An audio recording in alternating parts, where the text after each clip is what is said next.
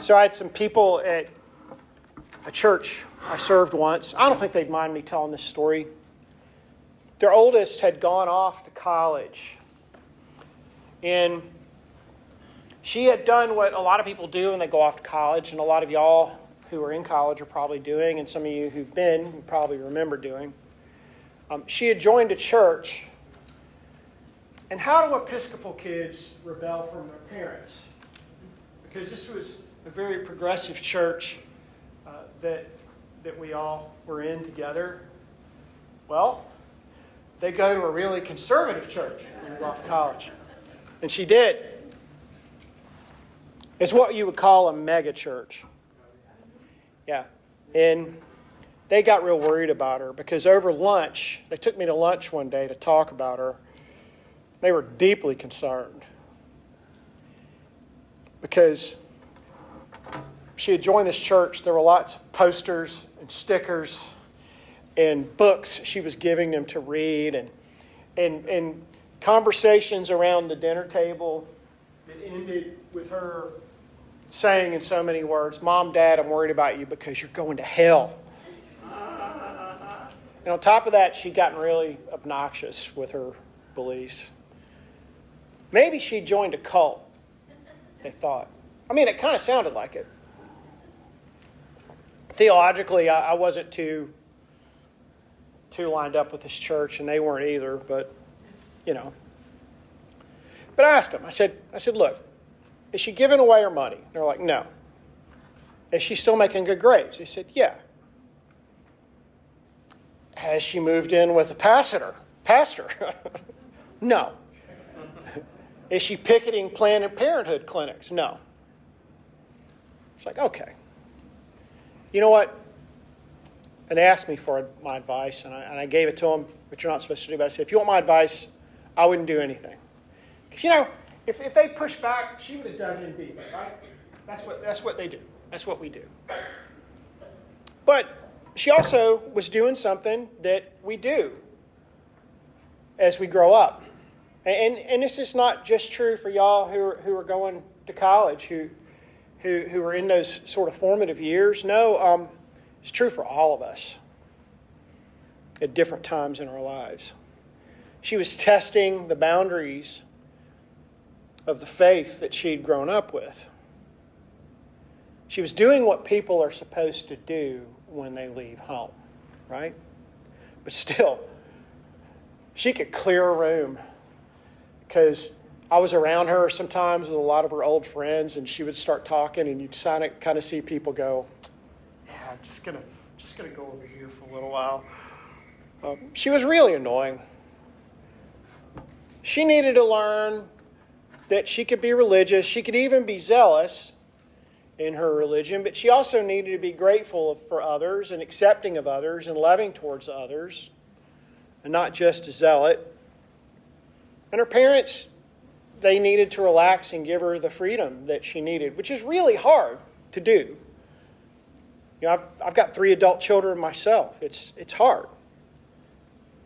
But you know, everyone concerned, the parents and the child, everyone needed to grow up.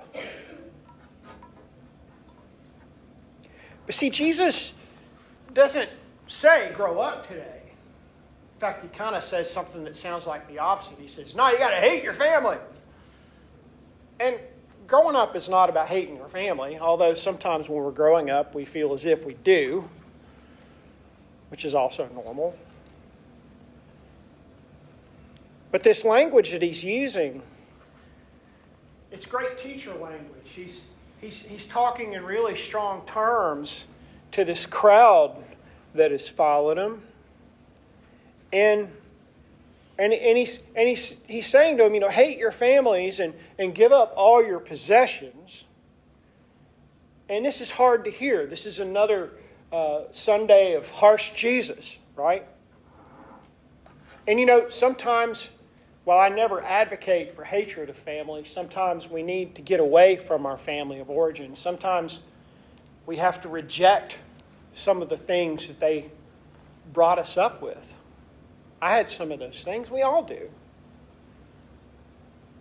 So sure, sometimes people have to get away from their family of origin.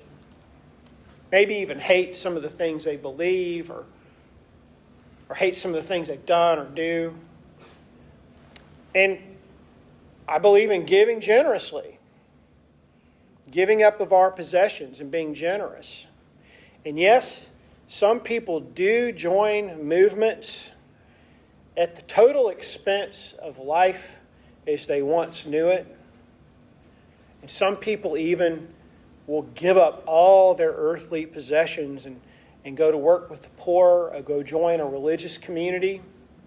I'm a big fan of a lot of monastics. We have some wonderful monks from this area, in fact. And if you feel called to that life, it'd be great to have a conversation with you about it.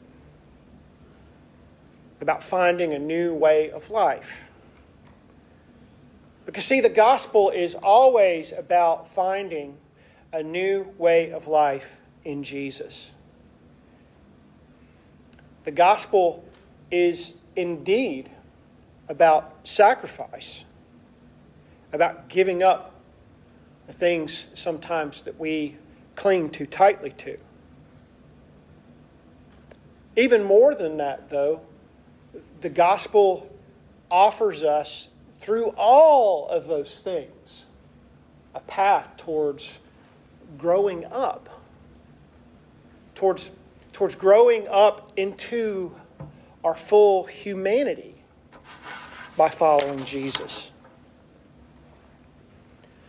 And I'm sure Jesus, in some ways, would say to us and would even say to the people that are surrounding him that religion and family are perfectly fine or wonderful sometimes.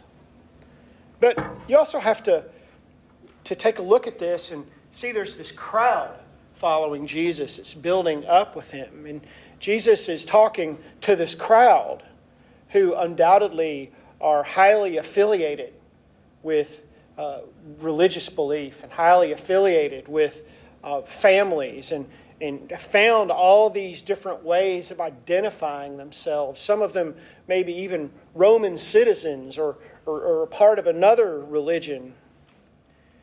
A part of families that have been very insular for generations, and a part of religions that are very insular. And Jesus is never comfortable with a crowd. So often in the gospel, when one forms around him, he heals and preaches, and then he goes off and he naps. And so I also think there's this discomfort that he has. And so he's saying to them, if you want to stay in this crowd and keep following me and walking around and being a part of my crowd, then you're going to have to find new ways of being in the world. You're going to have to grow up in the ways that I'm saying.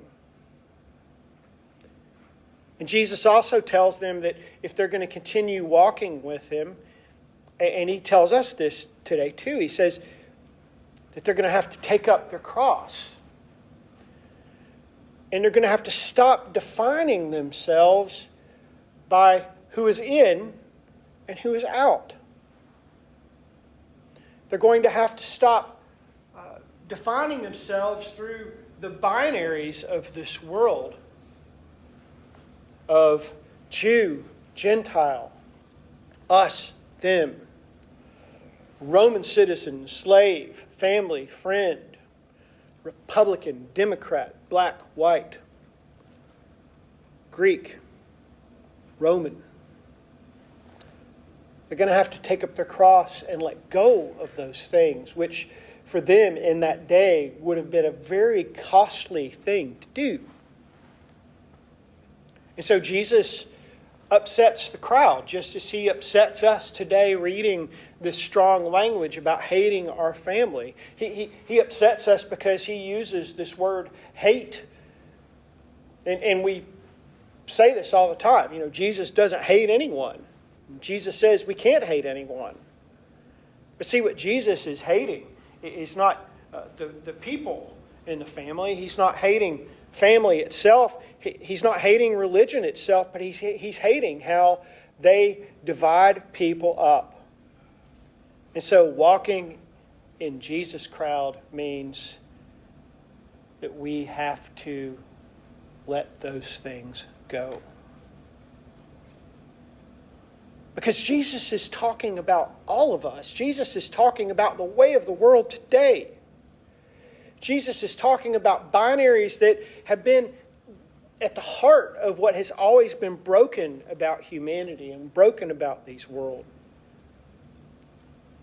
These binaries that we cling so tightly to, they twist our souls into believing that to be anything of worth or anyone of worth, that we have to have what someone else has, or we have to be a part of this brand or this religion or this group or this income bracket, and so on and so on and so on.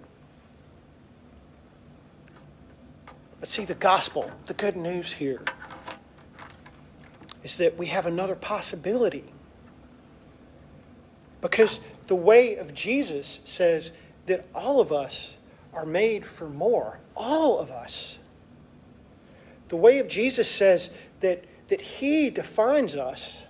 He tells us who we are, not the world. And I hope you never get tired of me saying this, but Jesus defines us all as worthy to be loved. So, if we want to follow Him, we do have to take up our cross, and we do have to do hard and sometimes costly and sacrificial work that comes from growing up.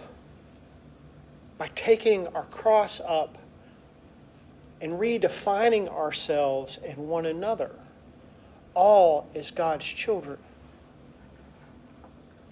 By taking up our cross and defining ourselves as who Jesus ultimately says we